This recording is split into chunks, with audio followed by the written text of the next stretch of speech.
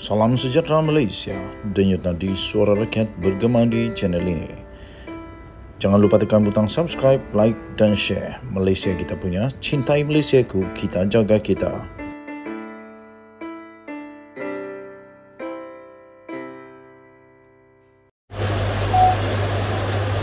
Salam sejahtera Malaysia, denyut nadi suara rakyat bergema di channel ini. Terima kasih tuan-tuan dan puan yang dihormati sekalian kerana terus bersama dalam channel ini. Terima kasih yang sudah tekan butang subscribe. Terima kasih yang selalu bagi komen. Terima kasih yang sudah join member. Bagi yang belum, saya mohon untuk tekanlah butang join member dan jadilah member di dalam channel ini kerana anda amat special. Anda amat special tentunya bagi channel ini. Okey. Najib Razak kala lagi sekarang terpulang kepada pengampunan agung. Sekarang terpulang kepada pengampunan agung. Sama ada agung berkenan untuk mengampuni atau tidak. Tapi yang pasti saya fikir agung yang ada sekarang ini mungkin tak sempatlah untuk Najib Razak. Tak sempatlah. Mungkin Najib Razak perlu untuk menikmati beberapa tahun lagi di penjara. Sekurang-kurangnya kalau saya tak silap, sekurang-kurangnya secara biasanya sekurang-kurangnya Najib perlu menjalani 30%, 1/3 daripada tempoh. Jadi maksudnya 4 tahun lah, 4 tahun dalam penjara. Kemudian barulah boleh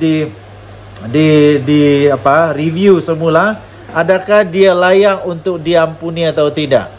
Mahkamah Persekutuan pada hari ini telah mengesahkan menolak permohonan Najib Razak untuk mendapatkan kebenaran bagi menyemak keputusan Mahkamah Persekutuan yang menolak rayuan akhir kes penyelewengan dana 42 juta ringgit Malaysia milik SRC International Sdn Bhd.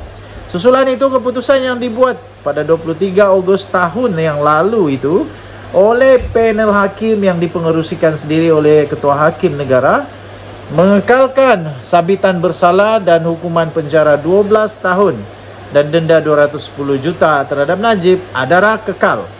Ini bermakna bekas Perdana Menteri itu kekal di penjara Kajang dan pilihan terakhirnya untuk dibebaskan ialah menerusi pengampunan diraja daripada Seri Paduka Baginda yang di Pertuan Agong. Najib dilaporkan sudah pun memfailkan petition untuk mendapatkan pengampunan tersebut pada 2 September tahun 2022 lagi. Jauh lagi kot.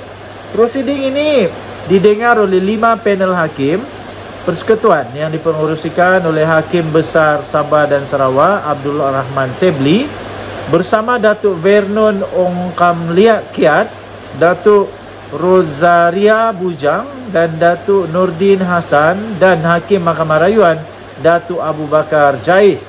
Keputusan itu dibuat dengan majoriti 4-1 iaitu Vernon Ong, Rosaria, Nordin dan Abu Bakar menyokong untuk menolak rayuan Najib kerana tidak bermerit.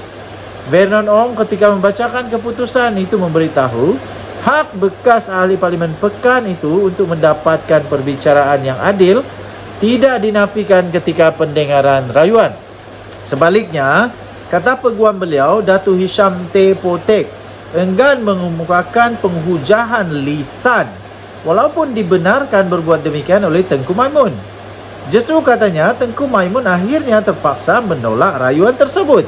Sehubungan itu, tiada kesilapan mahkamah ketika pendengaran rayuan Najib dalam kes SRC International rasuah bernilai 42 juta ringgit oleh panel hakim pada tahun lalu. Katanya di Mahkamah Persekutuan hari ini. Panel hakim membuat keputusan tersebut selepas mendapati permohonan kebenaran semakan itu adalah lebih menjurus kepada permohonan untuk menyemak merit keputusan panel dalam rayuan akhir pada Ogos 2022 itu. Turut hadir adalah isteri Najib, Datin Seri Rosmah Mansur yang diiringi beberapa peguam di kedua-dua laluan utama menuju bangunan tersebut sekali kedengaran melaungkan bosku dan beberapa lagi laungan yang lain. Okey, jadi berharaplah Najib kena berharaplah sungguh-sungguh kepada belas kasihan ataupun pengampunan diraja daripada Agung, dan pastinya Najib memerlukan belas kasihan daripada Tuhan Yang Esa. Kita jumpa lagi. Bye-bye Malaysia. Selamat malam. Salam sejahtera Malaysia, Denyut Nadi, suara rakyat bergema di channel ini. Terima kasih diucapkan kepada semua yang sudah tekan butang subscribe, like dan share. Bagi yang belum, saya mohon untuk tekan butang subscribe, like dan share. Tuan-tuan dan puan-puan, sebelum saya mulakan, saya ingin mohon untuk anda mengenang semula bagaimana Seri Paduka Baginda yang di-Pertuan Agong dengan penuh bijaksana, Baginda dapat mengurus, mentadbir negara, menjadi payung negara Malaysia dengan amat hebat.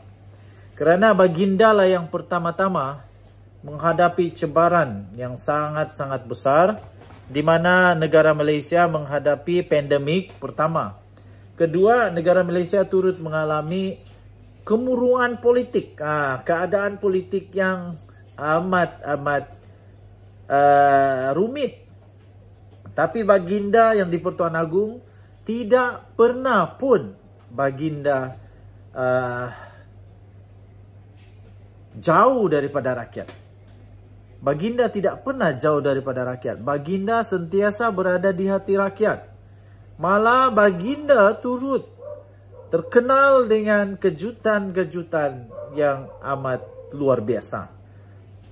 Makan di KFC, makan di warung, jalan di banjir, tolong orang susah di tengah jalan.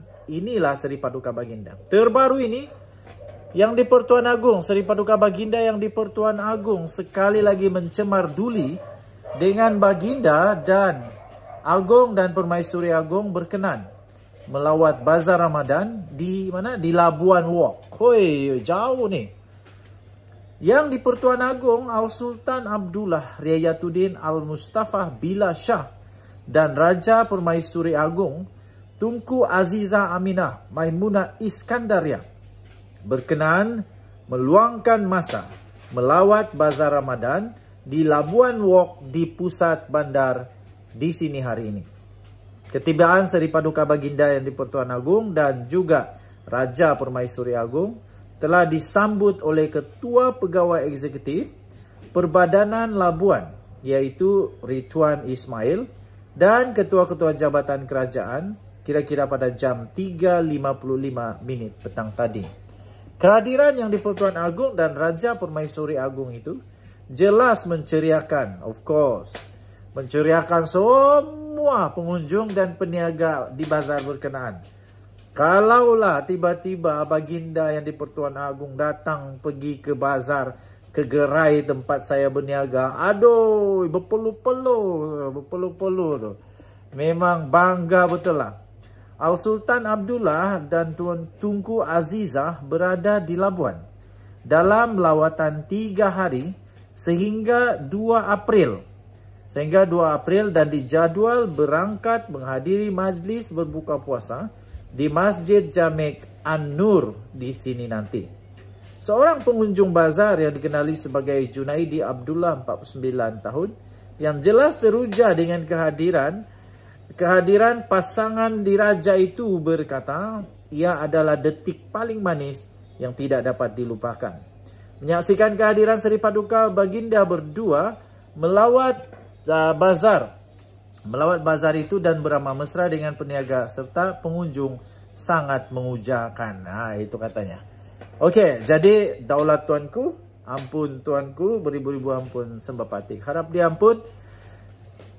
Kami rakyat jelata sangat gembira dan kami mendoakan semoga Baginda berdua terus akan dipanjangkan usia, terus akan sihat sehingga akhir hayat, dan yang paling penting digarhayu tuanku. Semoga kerajaan Baginda tuanku akan terus makmur, aman, damai dan bahagia. Kita jumpa lagi. Bye-bye.